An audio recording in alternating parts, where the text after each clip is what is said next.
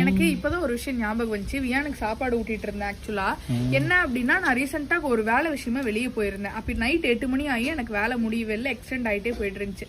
அப்போ வந்து நான் ஆல்பர்ட் கிட்ட சொன்னேன், ஆல்பர்ட் ஹோட்டல் பக்கத்துல தான் இருக்கு, போய் ஒரு 2 இட்லி மட்டும் வாங்கி அவனுக்கு ஊட்டிடுறியா அப்படின்னு. அவன் வந்துட்டு, எப்படி கட்டிப்பா பப்ளிக்ல, வீட்டுலன்னா ஓகே நான் ஊட்டிடுவேன், வெளியே எப்படி கட்டிப்பா நான் ஊட்ட முடியும்? அது ஒரு இடத்துல நிக்க மாட்டான், நடந்துட்டே இருப்பான். இவன் பின்னாடியே அவங்க தட்டை தூக்கிட்டு பின்னாடியே சுத்துறது. ஹோட்டல் விட்டு வெளியே வந்தா வெளியே வந்துடுறோம்னா அப்புறம் புடிச்சு இழுத்துட்டு போயிட மாட்டாங்களா திருடன்னு சொல்லி. இந்த மாதிரி யோசனைலாம் என்னென்னமோ வந்துச்சு. எனக்கு மட்டும் பிறந்ததுல இருந்து இவனுக்கு சாப்பாடு ஊட்டுறதுக்கு நான் PhD பிராக்டிஸ் பண்ணிருக்கேன். இல்ல நான் இப்ப பக்கத்துல இருந்தா நான் சப்போர்ட் பண்ணுவேன்ல. அதனால நான் நினைச்சேன், என்னடா இவன் பப்ளிக்ல கக்கா கழுவ சொன்ன மாதிரி இவ்வளவு பில்டப் கொடுக்குறான்.